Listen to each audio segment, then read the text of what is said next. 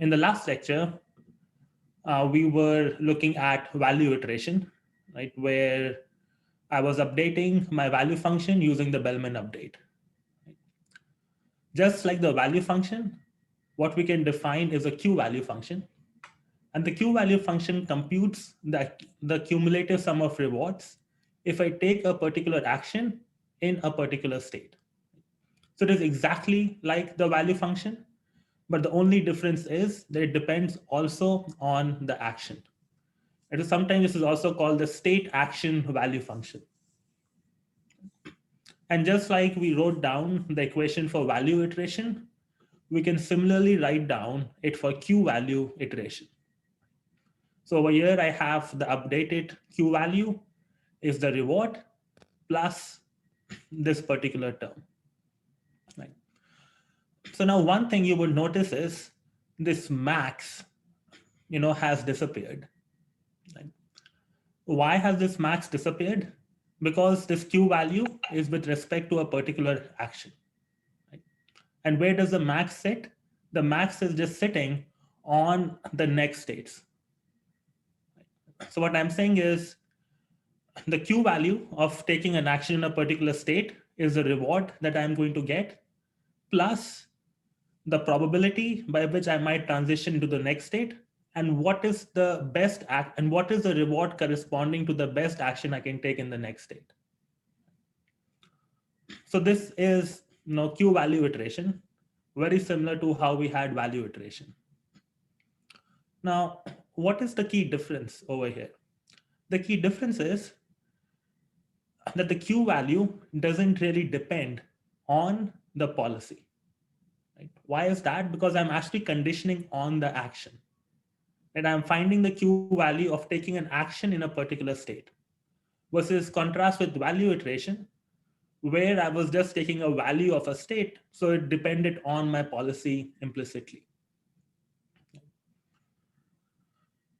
And this change of not depending on the policy is going to come in quite handy, as we would see in this lecture and also in the future. And when I am able to estimate my policy or my value function without requiring to collect data from a particular policy, it is called off policy, which this means is that I can use policy P1 to collect data, and I can use that to train my Q value, right? So it is not required that I sample actions from my current policy. So right now you might not have much intuition behind why off policy is useful, but right now just think of it as a terminology, and we'll discover why is this facet very useful. So I'm just writing down Q value iteration again, right? And we have the updated value, and we have the value at the previous iteration, right? Just like we were doing it for value iteration. And once I have the Q value, it's very easy to get the optimum policy. I can just do an argmax over the actions. So now, let's talk about what are some challenges which come in when we are going to do Q value iteration. What happened? Wait, I think I lost my spotlight. Okay. So what is the practical challenge? So anyone has any ideas on what term is the hardest to estimate in this particular update equation?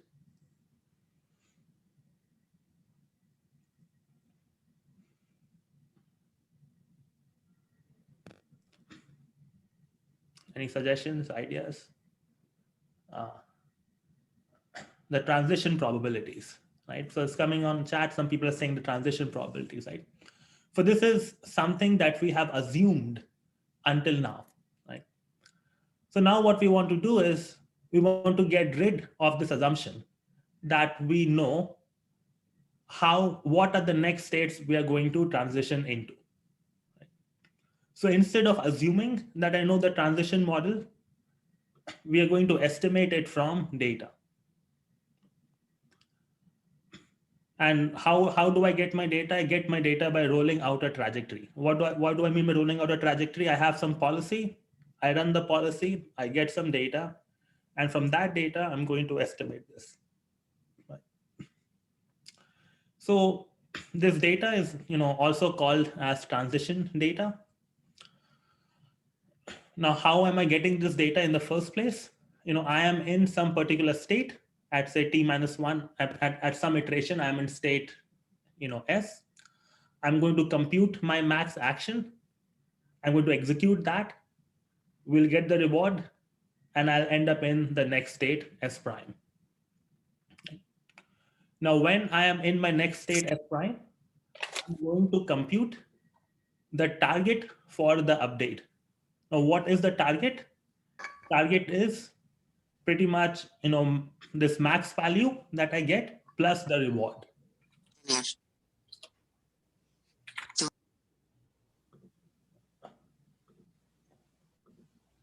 So is there a question coming from someone? No? Was there a question? Or something happened? Okay. Well, okay, if there's a question, please, feel free to unmute yourself and ask it or type on the chat. So what you can think of, what has happened right now is I have taken one sample to estimate this transition probabilities, right? So it's a one sample approximation for now. And we'll see, how we can improve this approximation. But, let's go with assuming I have one sample. For one sample, I can find my target. Right? Target is pretty much what I have on the right-hand side. And then we're going to compute an error. Right? So error says, this is what I think my Q value should be, and this is what the Q value actually is. Right? And then we're going to update the Q value based on this error. And where alpha is my learning rate, which we typically keep it to be quite small. So if you have done gradient descent, it's, and you have, and you know about learning rate, it's the same quantity sitting over here. So just to rewrite these, right, I'm just copying what I had in my previous slide. My full Q learning update equation ends up becoming the following, right? So it's my new iterate is equal to my past iterate plus alpha times the error term, which I've just expanded over here. I have a question about this last equation. Where is S prime coming from? So like you're taking the max over A prime, that's still going to return the function as a function of S prime. So S prime is my next state. So I'm in my current state S. Yeah. I take an action A. I go to S prime. Right. I see. I command my, suppose I am a robotic arm. I command my arm. You observe S prime happening after. Yes, yes. Okay. I observe S prime after executing the action. Got it. Thanks.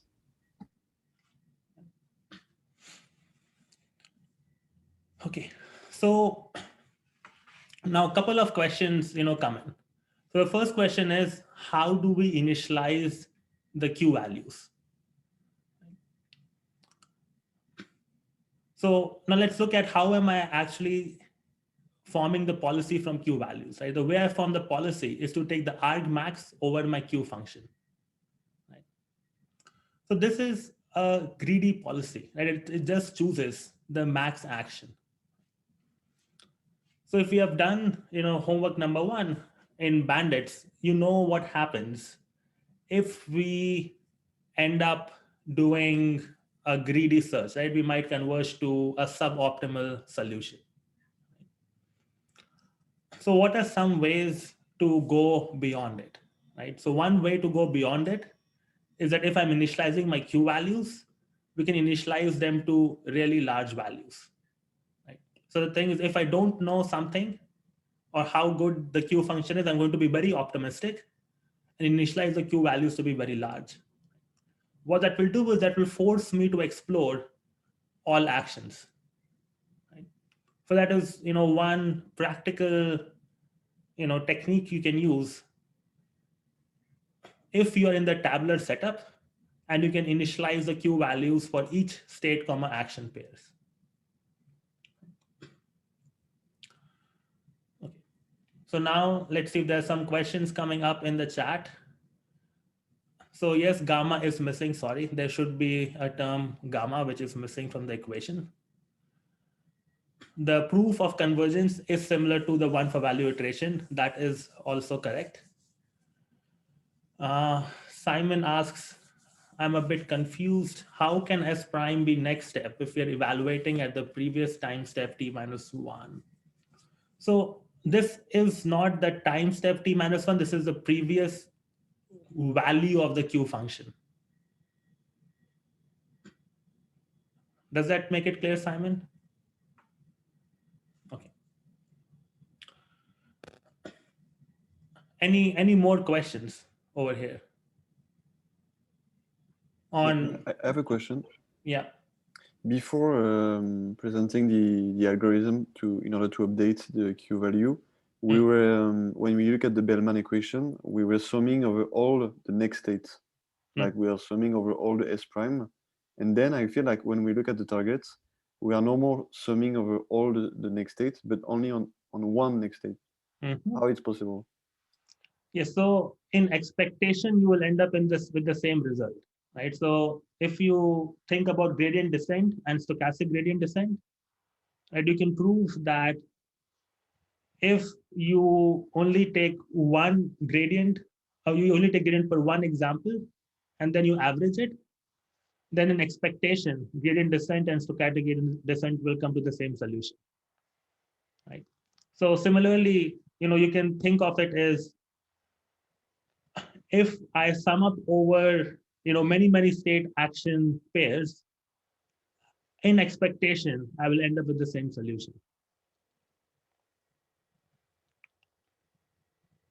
And some of this will become more clear in a couple of slides. If it is not, then Jules, let me come back and answer your question. Okay, thank you. Yeah.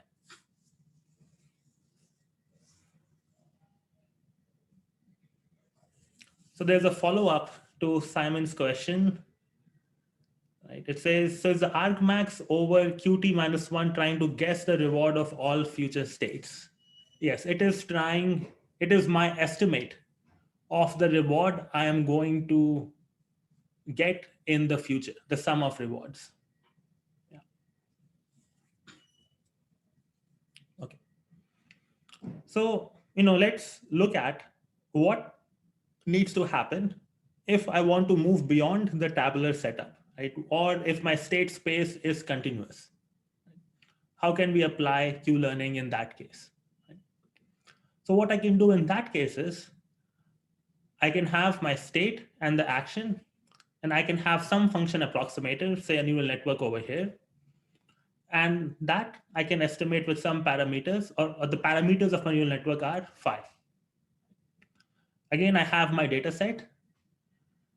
I have my target for each example, just as we discussed in the previous slides. And now we have gamma over here, which was missing in the previous slides.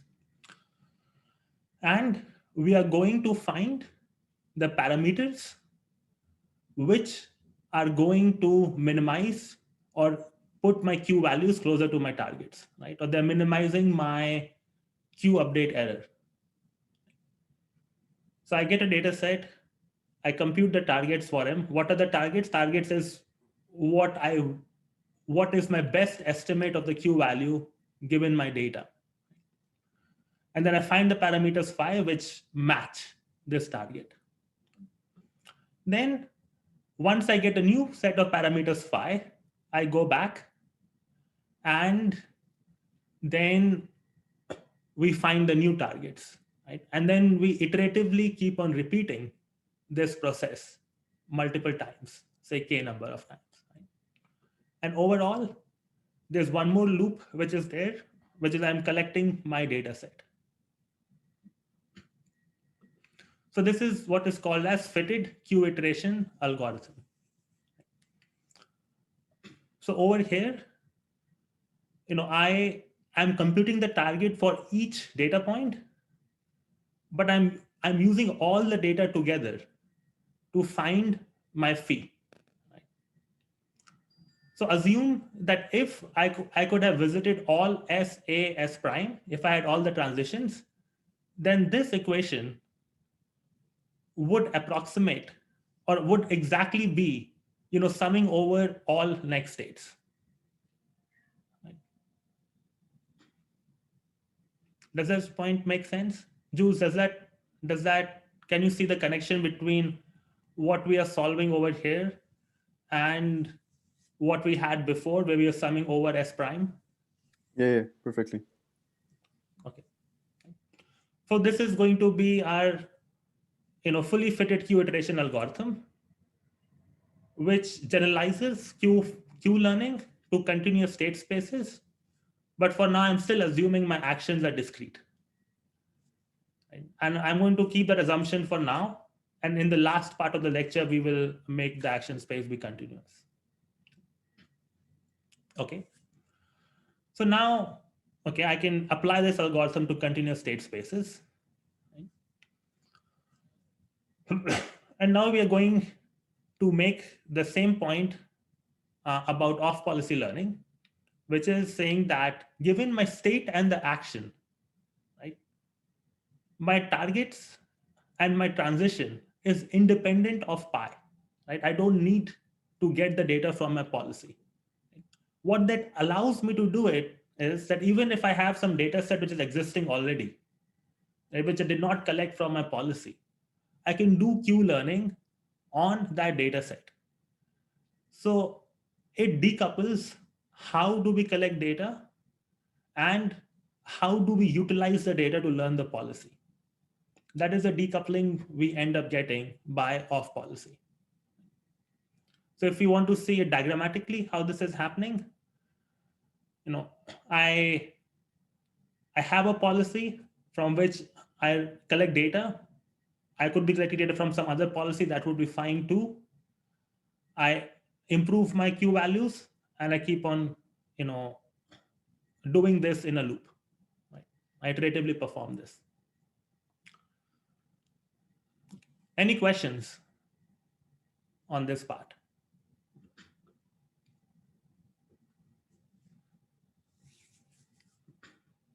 No. Okay. So let's march ahead. So now one thing to notice over here is that I'm estimating this regression, or I'm doing this argmin over all of my data. Now this might be impractical for a large data set because I may not be able to store all state action transitions in my memory. So how do we go beyond this? We can go beyond this is by, instead of calculating the argmin directly, we're going to replace that by stochastic gradient descent.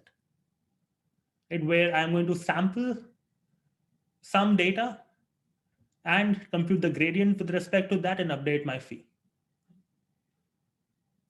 And in expectation, we would end up with the same result.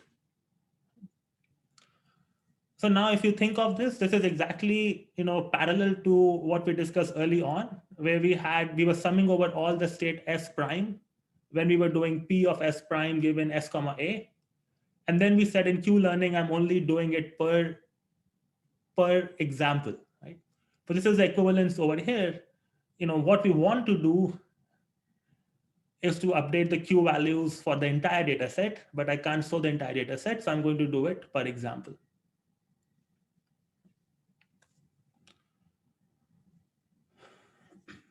Okay, any questions on this part? No. Okay. So, I mean, one natural question becomes this, so is Q learning just doing gradient descent, right? I mean, if I look at this equation over here, this just looks like doing gradient descent that converges. But turns out that Q-learning is not gradient descent. Why is that? Because we are not computing any gradient through my target value. So if I look at y, I'm assuming y to be fixed. We're not computing the gradient through this. So it is not exactly doing gradient descent, right? Because my target value y also depends on the parameter phi. But we are not doing that. Now we are fixing this and assuming it to be a constant and then taking the gradient.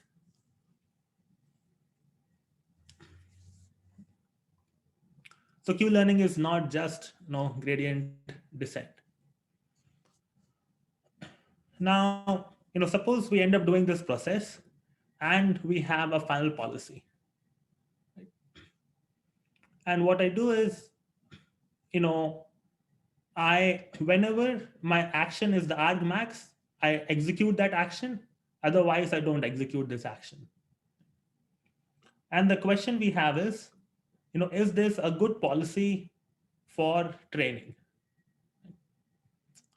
Now, what I'm going to do is I'm going to launch a small poll so everyone can participate and tell me what you think.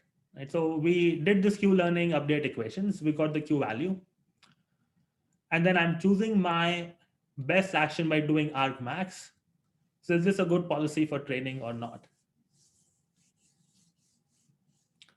And so I'm going to wait for maybe 15 seconds to get responses. So it seems like, most of you think this is not a good policy for training.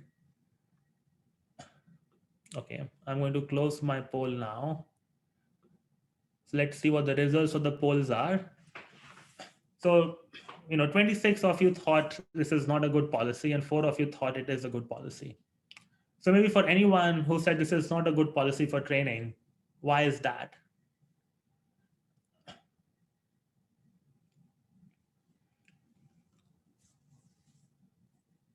Yeah, so what we need is exploration. As it is coming out on comments on the chat, we won't have exploration when we do this. So what we do is we add some kind of exploration.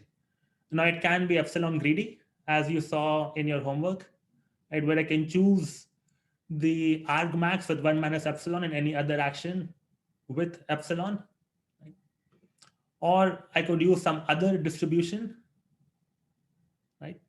And so on and so forth. Right? So there are many different ways I can put up exploration so that I don't end up converging to some very bad local minima.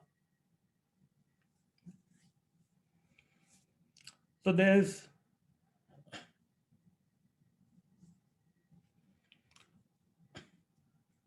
are two questions I think which came up. So one question is, how can you have off policy plus exploration? I'm not sure, Curtis, what you mean by this question. Do you want to say it out or clarify it? Yeah, I was just thinking the idea of the way this algorithm is set up is that you don't have to worry about what the policy is. But then if you're having some policy where based on some epsilon, some probability, you're going to do some choice that's different than your algorithm. I feel like you are enforcing a policy just from like the standpoint of what we're trying to do initially. Yes, so I think there's a nuance over here, right? So when we say we don't care about the policy, it doesn't mean that all policies are going to give me a good solution, right? All it is saying is that I can use a different policy to sample my data than, so I can sample my data from whatever source, and then I can update my Q value. So I do not need to choose the policy based on the Q value to collect my data. Right? That is the only claim which is being made. But of course, in the choice of many different policies, some of them are going to help me learn the Q value better, and some of them are not going to help me learn the Q value well. Okay. Then there's another question from Sean about, why Q learning is not technically SGD. I mean, the reason is if you look at yi over here, yi actually depends on parameter phi. But what we're doing is we're assuming over here in this update that yi is a fixed constant. Right? And we are not differentiating through it. Now, why we don't do this is because what we want yi is to be a sum of future rewards. So if I did not have this max, what I could have done is I could have summed the rewards across my trajectories. Right? So if I get like S1, A1, S2, A2, S3, A3, S4, A4, right? Then I could have summed the rewards. But instead of summing the rewards, I am approximating the sum by reward plus gamma times the Q value the next state. Now, why we do this will become clear in the next lecture. And why we prefer this format of computing the target instead of just doing a sum of rewards. And the short answer is bias variance trade-off. That will become more clear in the next lecture. And because we are not differentiating through phi, now this is technically not gradient descent.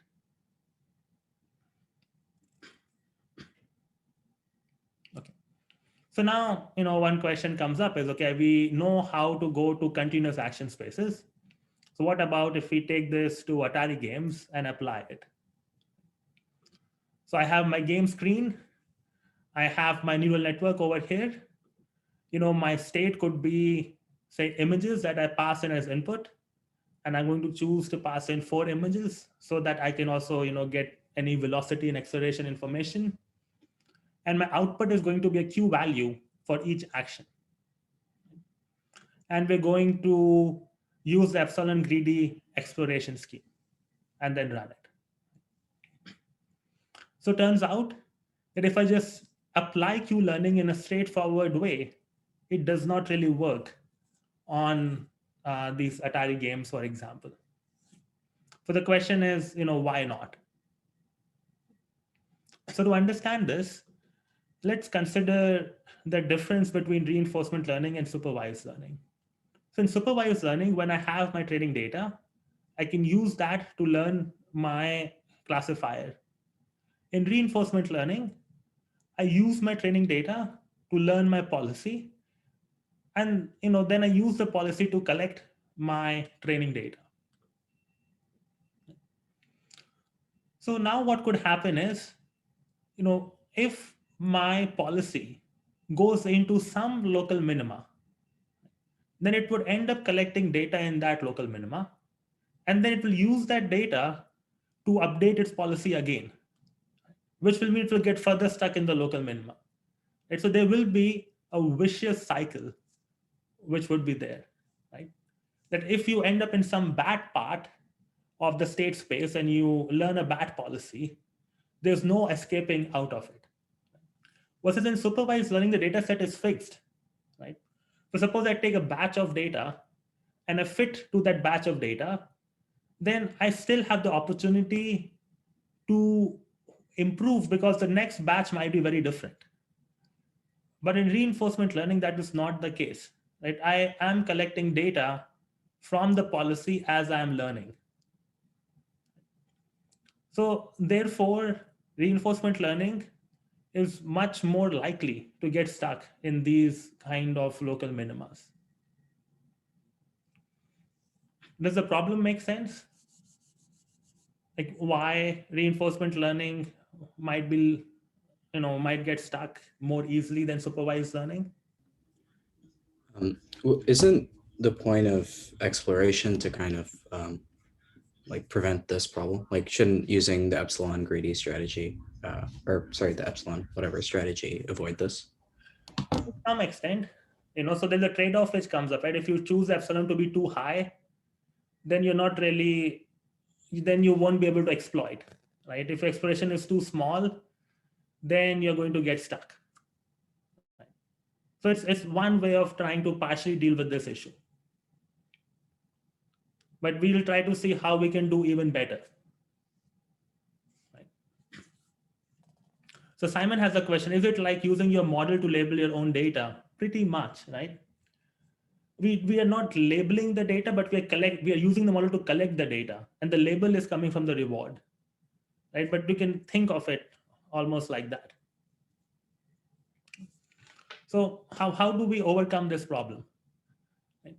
For the intuition to overcome this problem is, if somehow I can maintain data diversity, we are going to do well, right? We will not end up in these vicious cycles. So the one way to implement this data diversity is what came out as a replay buffer. What is a replay buffer? It is a memory of my past experience.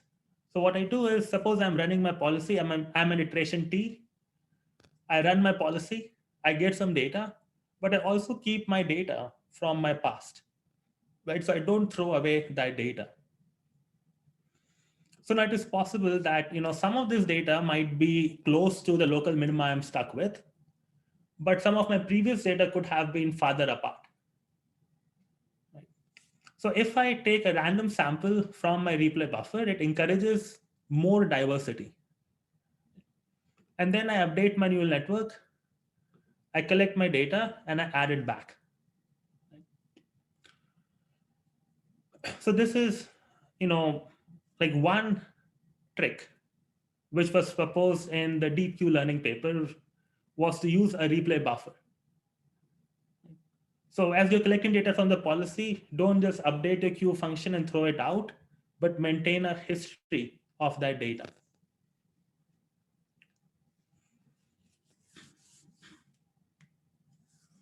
So a question is, why does it provide more diversity?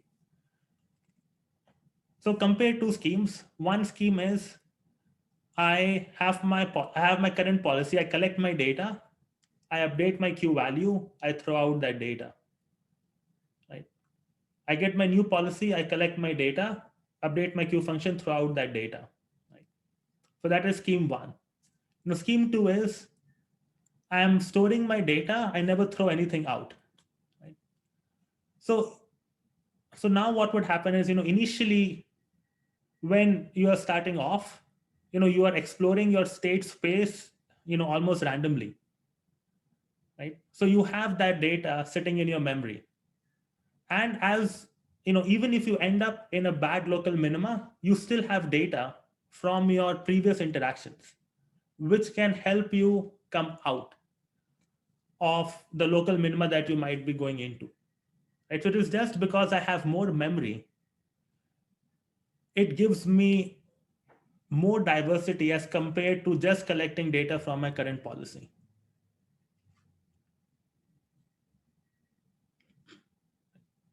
Does that answer your question, Jules? Not completely, because I feel that at the beginning, our policy are going to be horrible. So the data we're going to collect, especially the reward, won't be, I would say, balanced at all. We're going to have a lot of bad rewards at the beginning. So how, even if we keep track of the past, I feel that the data set are going to be really unbalanced. Yeah, so I don't think it is about balancing high reward with low reward trajectory. That is not what I mean by diversity. What I mean by diversity over here is, how many states do you end up covering? Okay. Right. So what would happen is, if my policy converges to a bad local minima, I'll keep on seeing the same bad states over and over again. Right. But if I maintain my memory of states from the past, the diversity in the states is going to be much higher. Okay.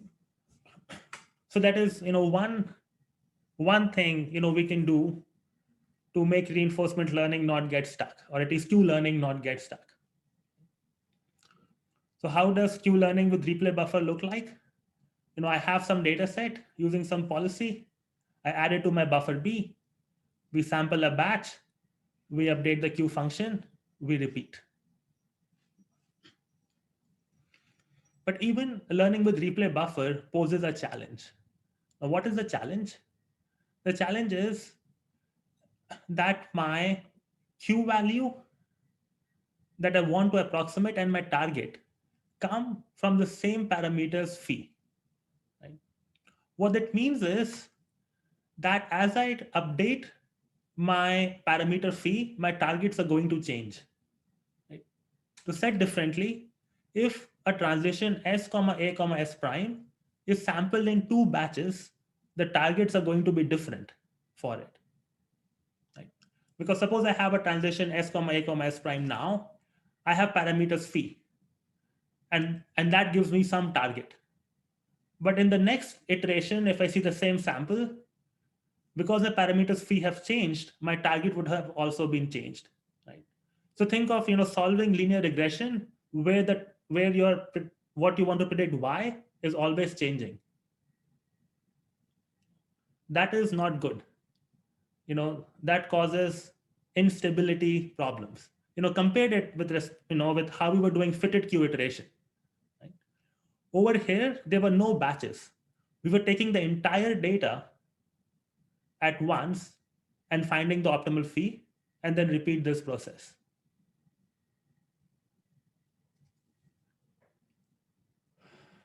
Right? So this makes it problematic to have a replay buffer and then sample data from it, because my targets are always moving. So Anubhav, you have a question: are the phi values not taken from the current queue network?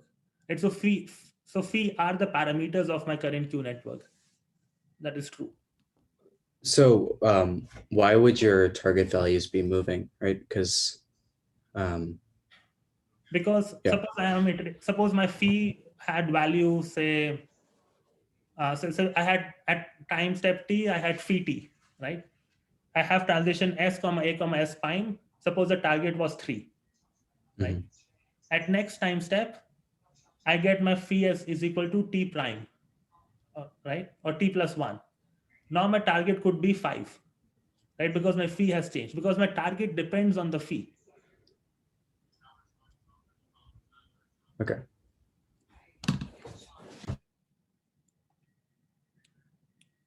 Right? So now the question then becomes is, how can we stabilize the target?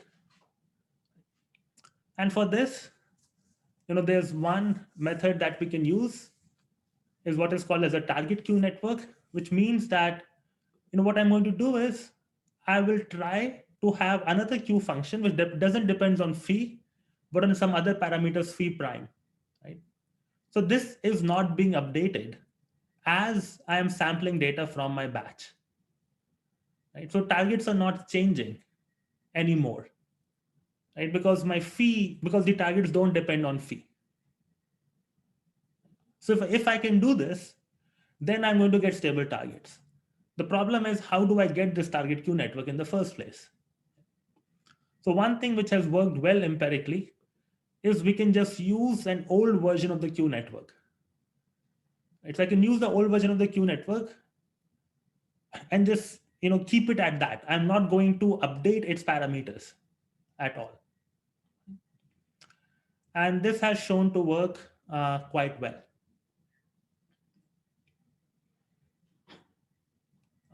Any questions on what the target queue network is doing?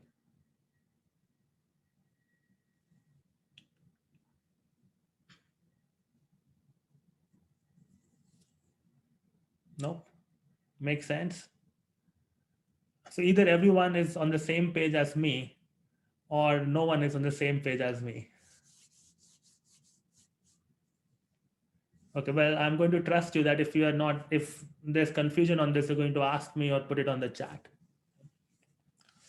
So this is one way to stabilize the training. The other choice of target queue network, which is popular, is to make slow updates. So what I mean by slow updates is, we say my target network is updating much more slowly, than my current network. So if you see, the weight on my current phi is very, very small, 0.01, and my phi prime is, my previous target network value, right? So I'm changing my target network much more slowly than how my fees are changing, right? So that also stabilizes. Yeah. Well, this is what Lingjie is saying. This is momentum, right? Yeah. So let me see, there are some questions coming up.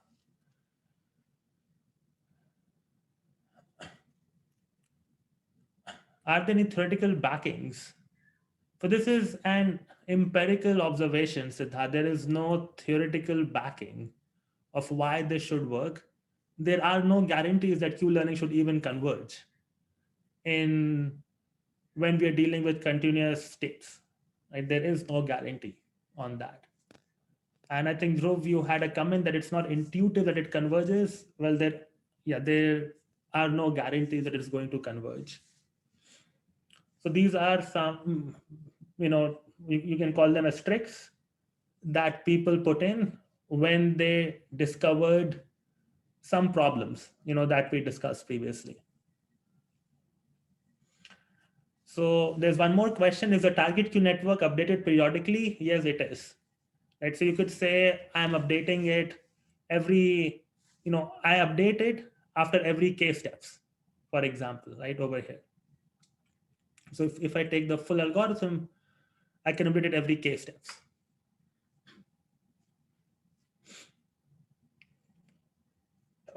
Okay. So, when we put in, all these bells and whistles, this is what we end up with is with the view of Q learning. There's some process of collecting data. If my replay buffer becomes too large, I'm going to throw out some data. And with whatever data I have in my replay buffer, I'm going to use my current parameters and my target network to perform Q learning.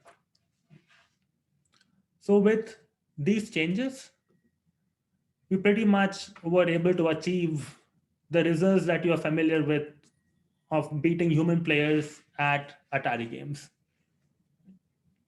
So the thing to remember is, Q learning in tabular setups is very similar to doing value iteration, but does not require the model.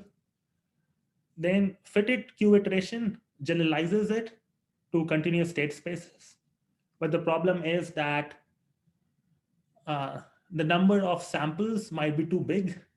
Right? Therefore, we end up doing stochastic gradient descent, but that creates some other problems. One is instability of my targets, for which we have target networks. Another is diversity, for which we have a replay buffer.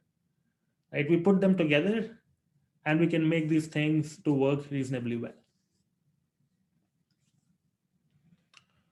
For the good news is that yes, we are able to get some form of superhuman performance.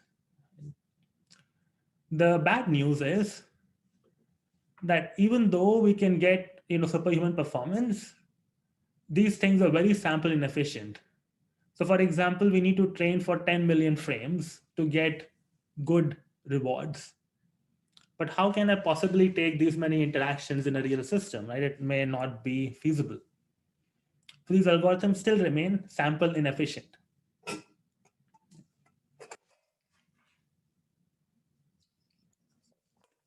So now what we're going to look at is how can we improve the sample efficiency of these systems by analyzing Q learning in more detail.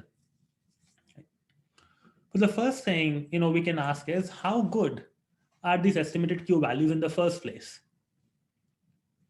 So there's this paper, Double Q Learning, which analyzes this.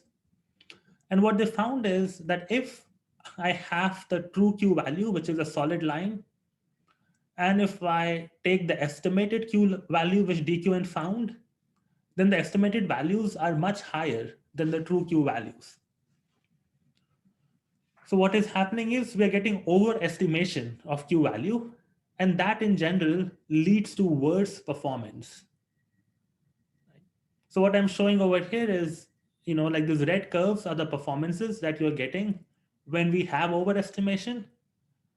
And then the blue curves are showing performance if we can modify the Q learning algorithm in some way so that this overestimation goes away. Right? So an empirical observation is overestimation leads to worse performance. And if we can somehow remove this overestimation, we can also make my scores on the games be much higher. The other thing to notice is also variance. So when I allow my Q values to be overestimated, the variance is quite high. So the first question which comes up is, why is overestimation happening? Right? Let's look at the intuition behind it. So suppose I have, three different problems, like which is row 1, row 2, row 3. So, and what uh, the pink line is showing is the Q value, the ground truth Q value for a given state and an action, and the x-axis is change in state. Right? So it's for one action, I'm showing the ground truth Q value. So now one question which has come up is, what do I mean by overestimation? Overestimation means that suppose if my ground truth value was 10, when I estimate it, my estimate is 15 or 20. My estimate is higher than the ground truth value.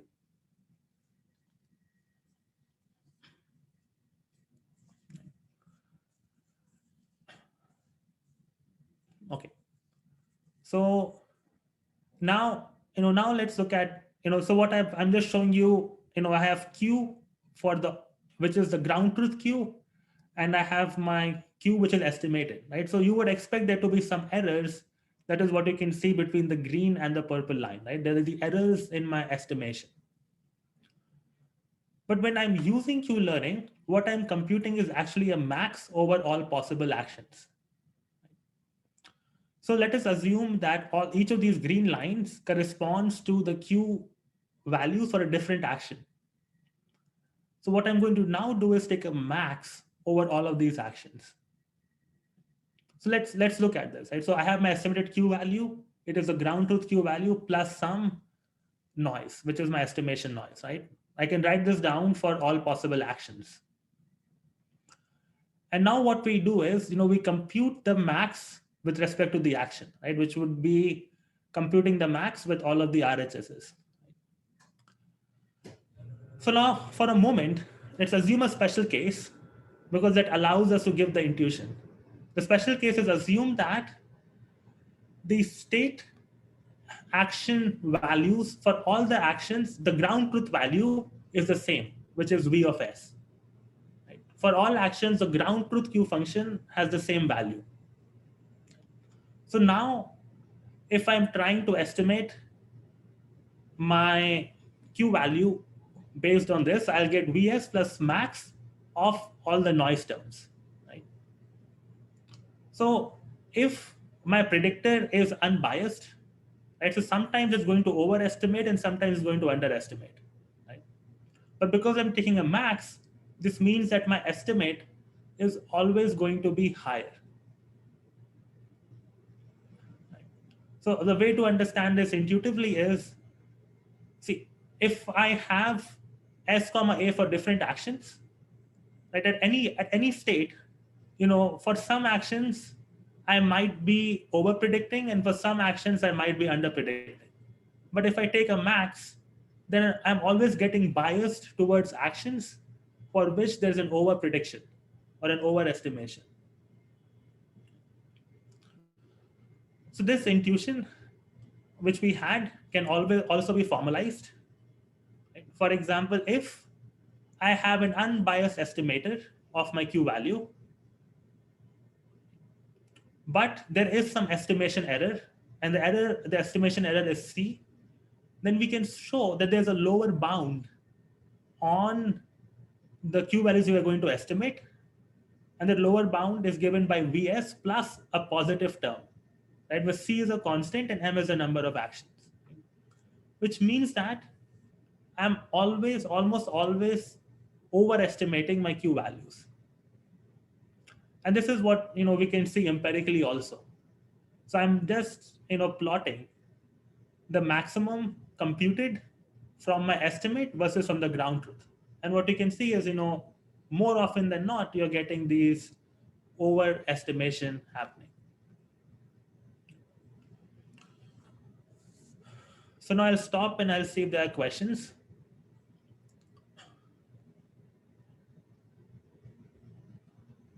So Jules has a question. So why not take the median instead of 75 percentile? Well, I can't really take a median, right? For every state common action, I only have one value. So I don't really have a distribution, right? And it wouldn't make sense that across actions, I take the 75th percentile because I do want to find the best action.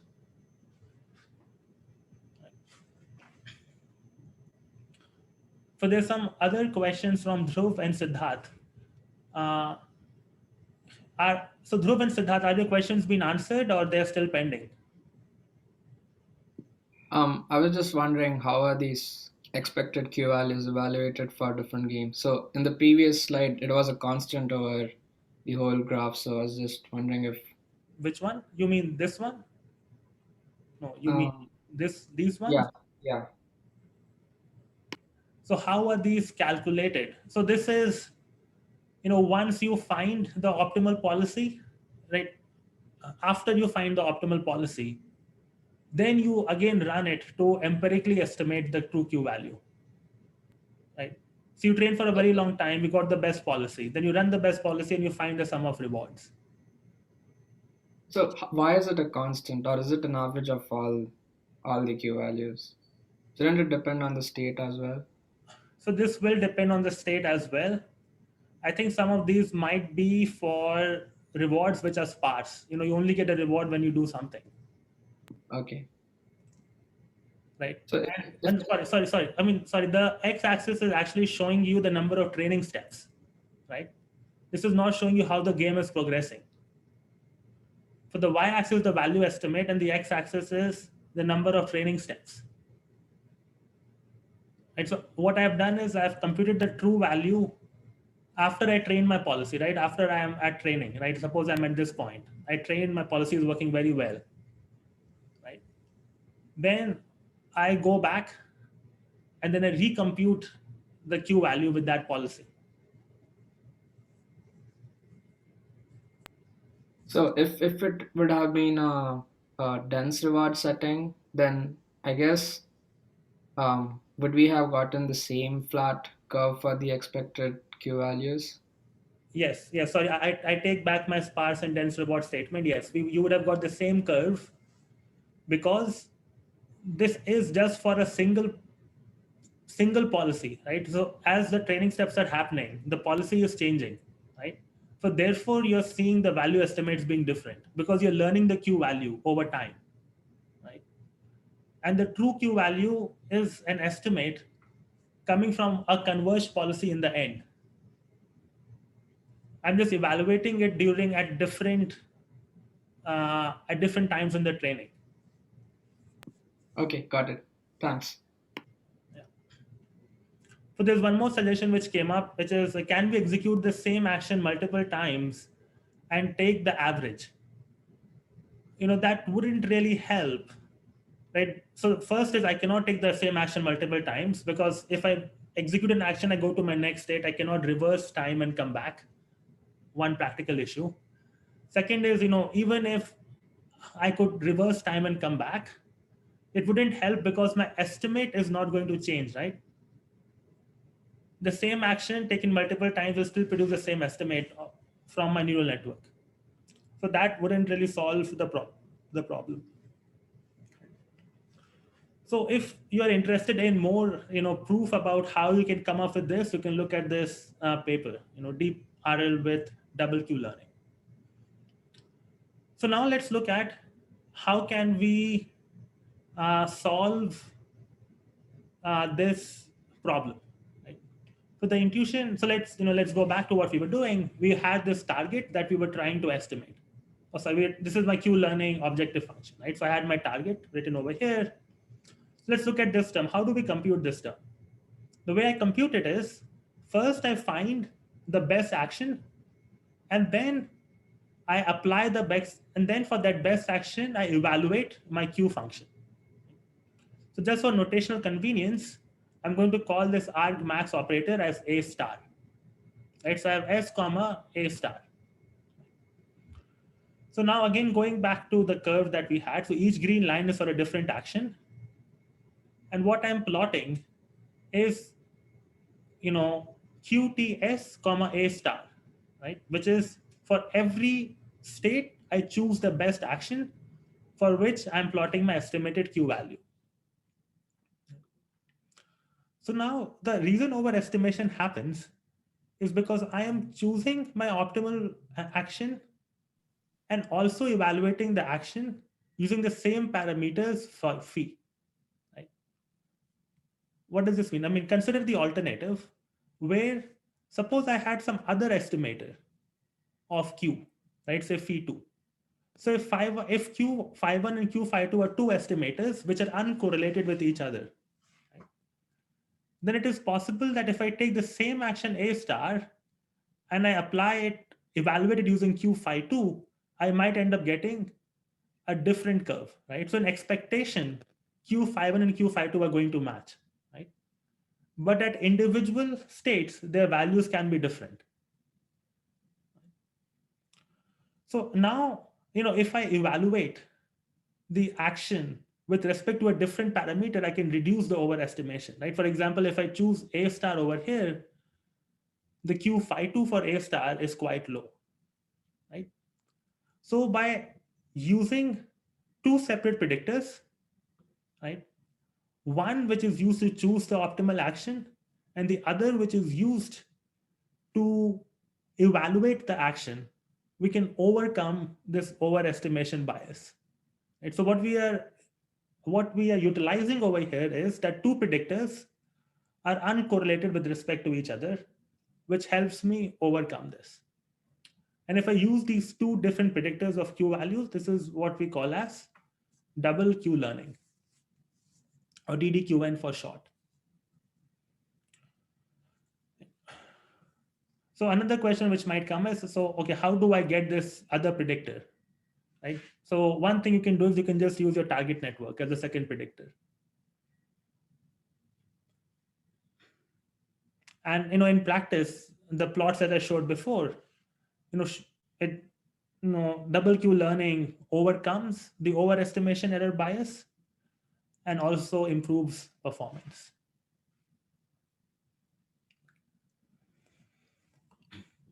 So before I move ahead, any questions on double Q learning? How is phi2 trained? Like what update and what loss function is used to train that? So phi2 could just be your target network. Okay. Got it. Right. So there's some other questions coming up. What about using, more than two networks? Yes, you can do all of those things. You can increase the number of networks. We can use ensemble estimation, and those things also improve performance. So this was, yeah. So double Q learning happened to be, one way to reduce the overestimation bias. There are other ways also which can overcome it.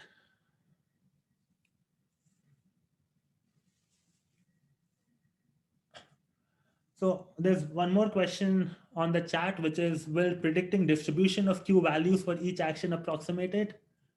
Not really. So when you predict a distribution, so there are two things, right? So one is the Q value itself might be stochastic, right? So what if you're predicting a distribution, you might be capturing the stochasticity in the Q value itself, but you might not be capturing the uncertainty. And over here, Ayush, what we want to capture is the uncertainty. So just predicting the distribution is not sufficient. You want to capture the uncertainty in that distribution. So if the difference between uncertainty and stochasticity is unclear, we will cover this in one of the deep learning lectures later in the course. So the short answer for now is no. And if it is not answered even later, feel free to ask me, or you can ask me in my office hours. I'm happy to spend more time on it. So now let's go beyond double Q learning. Let's look at another aspect, which is what happens as the number of actions increase. So this can also become problematic because we might not have data for all state action pairs, right? And as the number of actions increase, this is going to make my data problems even worse. But one observation we can have is, or one observation which is true in some scenarios, is that most actions have the same effect. So if that is the case, then I only need to distinguish, right, between what actions are important and what actions are unimportant, right? I do not need to distinguish between all possible actions, right? So learning queue function for each action separately can be quite wasteful. So, what can I do in such a setup? Right? So one thing which has been tried out and has worked out quite nicely is that we don't learn the queue function for each action separately. Instead, what we do is we learn two things. One is a value function and one is an advantage function. So what is the value function is what we have seen before, right? Advantage is the difference between the value function and the Q value, right? So if different actions don't have, so if many actions have the same effect, right, then the value functions are going to be the same. And the only thing that is going to be different is advantage. But advantage can typically be very small. So instead of learning the Q value, which involves learning the value plus that, learning the value plus the advantage, I can share the value between actions and just learn how different are these actions from the value function itself. Right? So I can separately learn my VS and the advantage function. So instead of just predicting the Q value, I have two streams. One predicts a value function, one the advantage, and then we add up. So other way to think of it is, suppose I have some kind of a baseline.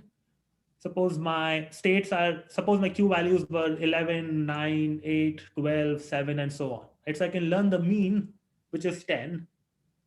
And then I can just learn the small deviations, which will be given by my advantage function. So this, enables better learning.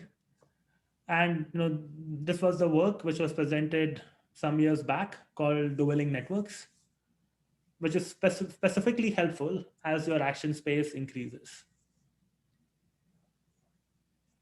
So over here, am I estimating the V using policy from Q? Yes, that is correct.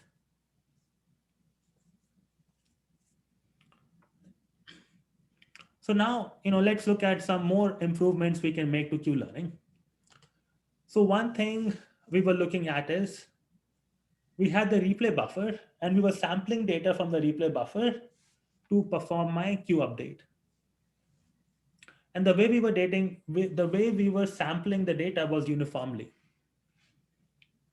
So one question is, can we do better than uniform sampling? Is there a way to sample this data which would lead to either better performance or learning from less number of data points? Any suggestions from anyone?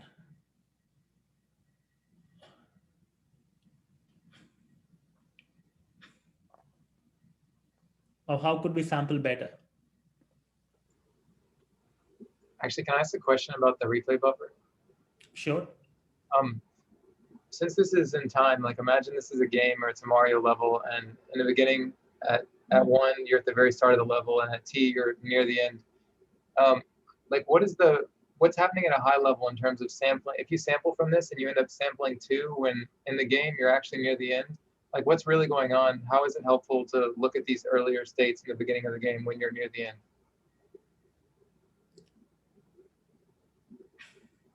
So think of it as that, as you're playing the game, suppose you play the game once, you have one episode, right? Then you play the game second time, you have the second episode. So suppose if you played the game 1,000 times and you have 1,000 episodes. So all those episodes are living in the replay buffer, right? So it's not that you only have, in replay buffer is not only for one episode of your play. It is across episodes. Okay. So we have suggestion in the chat that, maybe we can sample experiences with, extremely low or extremely high rewards, and maybe they are going to be helpful. So one thing you can do is you can say, I think my high reward sequences are the sequences I care about, so let me learn on that. So I'm going to sample sequences with high rewards more than other sequences. So there was a bunch of, different things, different metrics that people tried. And what they found to work best is what is called prioritized sampling, in which the way I'm prioritizing it is I'm actually computing my error, which is this term, right? So my YT is my target versus my Q value. So I sample based on my error of the Q value, which is similar to hard negative mining, right? Then this improves my performance. Now this is what is called as prioritized experience replay.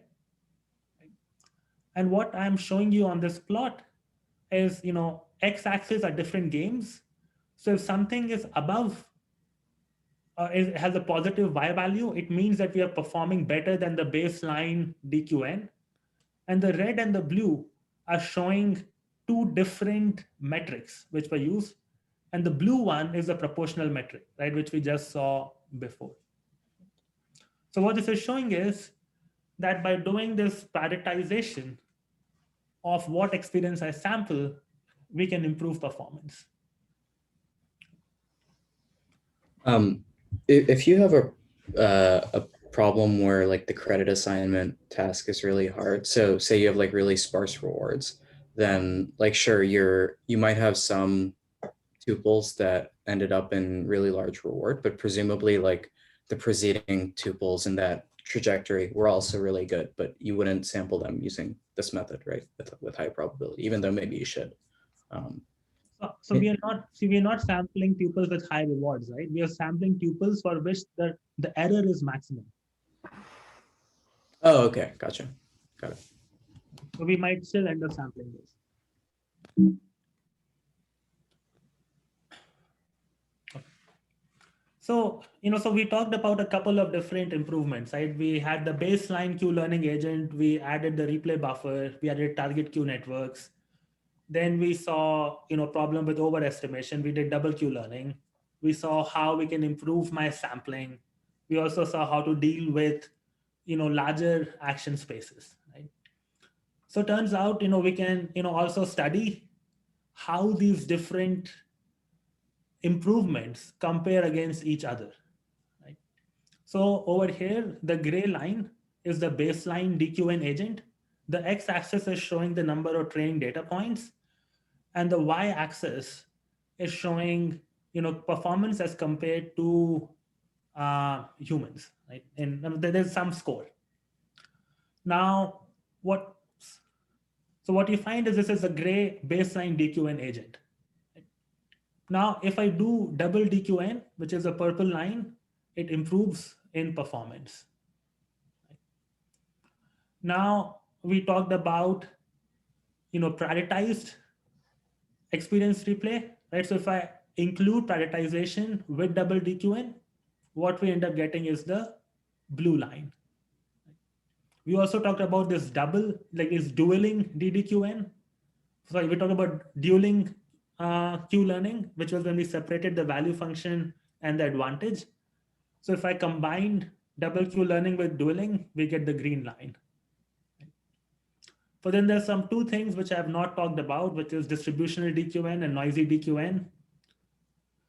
But you can also, combine all of them, which is what you get with what this paper called Rainbow, which is combining different improvement strategies and putting them all together in one piece.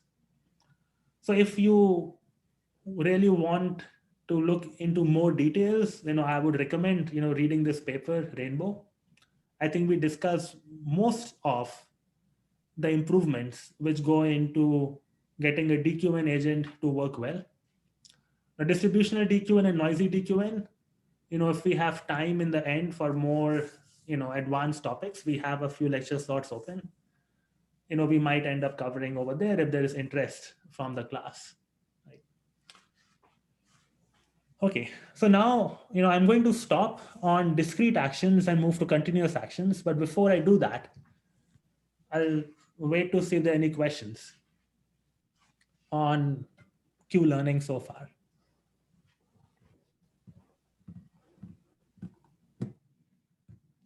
No? Okay, well, if you're looking for, what is the best Q learning agent I can use if I have a discrete action space, Rainbow is a good starting point. Okay, so now let's look at the question, how do I deal with continuous actions, right? So I have my Q network, I had my state, I was predicting the action, I was predicting the Q value for different actions. So we're going to make one change, which is I'm going to now put the action as input, right? And now I'm going to still predict my Q value for the state and the action. So now my action doesn't need to be discrete, right? It could just be continuous, for example. So there were some questions which also came up in contextual bandits. How can we use continuous actions, right? Now you can see you can use the same formalism even for contextual bandits to do continuous actions. But anyways, you can always think of Q learning as a glorified version of contextual bandits. Right? With contextual bandits, you only have one step. When Q learning, you have a sequence. So now the question becomes is, okay, how do we actually find these actions? So, we could use gradient-free optimization, or we can use gradient-based optimization. Now, what do I mean by that? Right? So what I want to do is maximize the Q value with respect to the action. So I can initialize my action, say k is equal to 0 with some initial value a in it. We can repeat this gradient update till convergence, where I'm taking the gradient with respect to the action.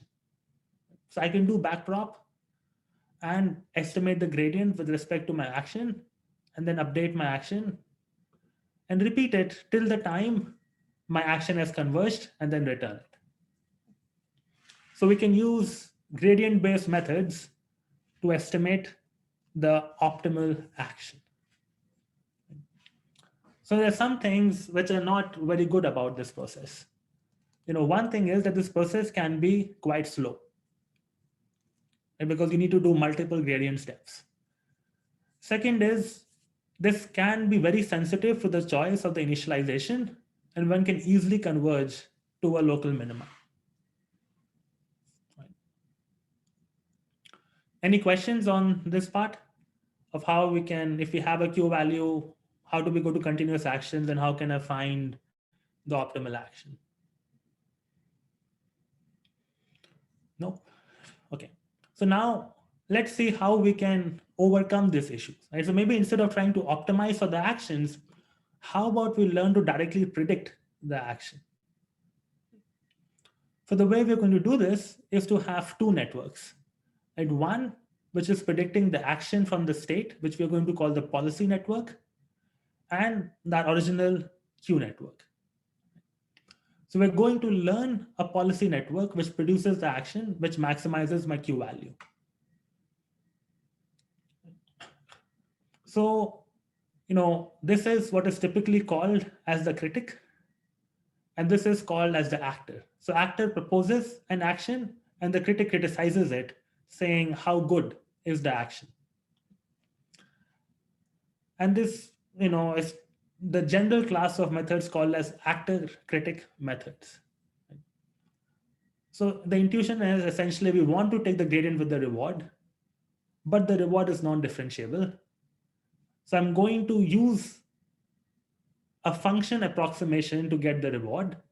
And because it's a parametric function I'm using to approximate the reward, I can take the gradients with respect to this critic. So that's the general philosophy we are going to be using.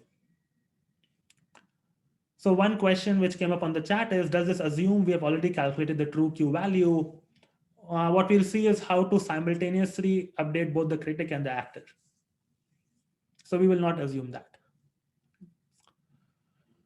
So, let's look at how do we actually do this optimization. We already had the term for learning the critic, which was my Q value update. For this term is also called as the temporal differencing or the TD error. Why is this term called, this term temporal differencing, we will look later in the course, the origin of this name. But for now, just take it, it is called TD error in this terminology. Right, so we are going to find parameters theta q by optimizing the critic. To optimize the actor, right? So my prediction of my actor is, my action AT, but I'm going to call AT as mu t for now. So what I'm going to say is I'm predicting mu t actually, but I'm going to call it AT. And why am I doing this will become clear. Now I'm going to take the gradients of my Q value with respect to my parameters of the policy. This is what I've written down over here to perform this maximization. And now we're going to apply the chain rule. Right? So I can first say the gradient with respect to the action, and then the gradient of the action with respect to the parameters of my policy network. Once we have the gradient, we can use gradient descent, or in this way, gradient ascent in this case, because we want to maximize the Q value with respect to my action to train my policy network. Right? So now what I can do is, I can optimize the critic and I can optimize the actor. And then the question again becomes is, does this work? Is it going to work in this particular way? But before, even we try to answer this question, is it clear on how we can optimize the critic and the actor? Any questions about that?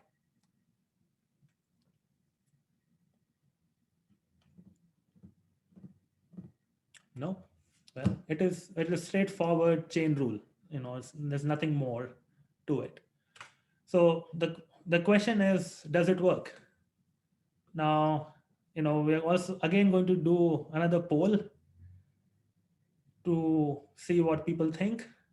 So you probably see a poll on your screen. And the question is, does the actor critic method in the current form work?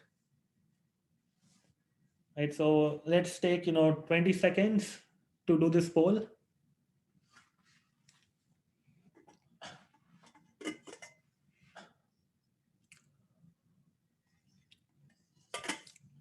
So people who are on the fence, now is the time to vote. 5 more seconds. And then we're going to close it. Okay.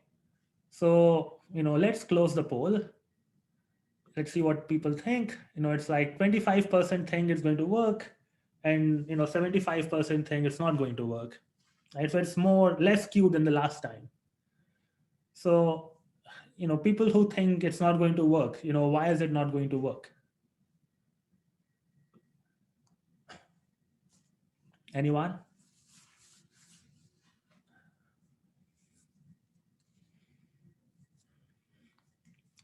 Biased critic estimates. So that is something we're going to look at.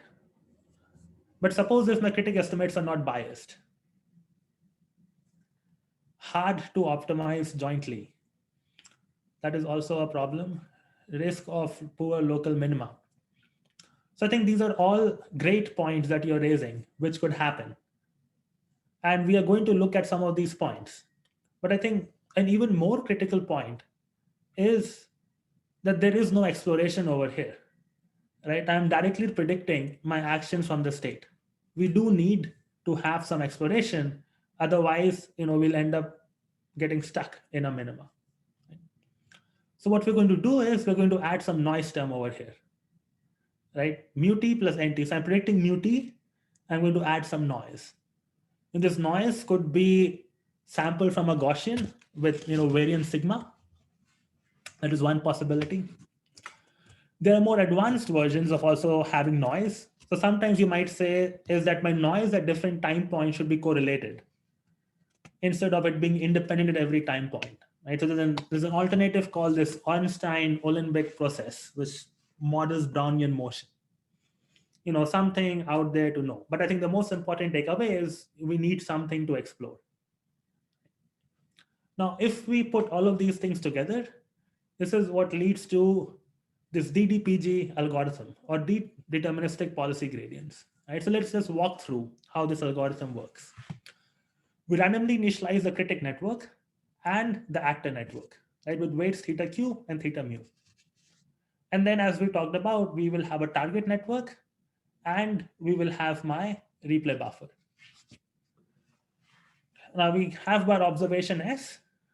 We're going to select an action predicted by my policy, and then I'm going to add some exploration noise. We're going to execute this action, get the reward, get the next state. Store this transition into the replay buffer, right? Then we're going to sample a random mini batch of n transitions from my replay buffer, find the targets, update my critic using the loss function that we have discussed, and then we're going to update my actor policy, right, which is the chain rule written in a more expanded fashion. Right? And then we're going to update our target networks. So, this is what leads to DDPG, which was probably one of the most popular deep reinforcement learning algorithms for doing off-policy learning with continuous actions. Now, there have been more variants of DDPG which work better, which we'll look at. But this was, just like DQN was the foundational piece for DQ learning in discrete actions, DDPG was the equivalent in the continuous action space. And the kind of environments this was working is, for example, this 3 degrees of freedom arm, trying to reach an object. And let's see, what things. So they, let me try to move this, right? Then they had, these demos of, these creatures moving. Sorry, this is a balancing task. And, let's see, what other tasks they have. So they have this, running task of this agent, learning how to run and so on and so forth. So, okay, so this is the, the basic DDPG algorithm. But now, if you look at it, I'm actually, does something seem off over here? Right? Now, what do I mean by off? I'm actually predicting mu-t, right? But I'm acting with AT, right? So I act with AT, but then when I'm calculating the gradient, I'm calculating with mu-t, right? So, can I do this? Although my prediction is mu-t, but I act with AT. And I still end up, learning my critic and my policy.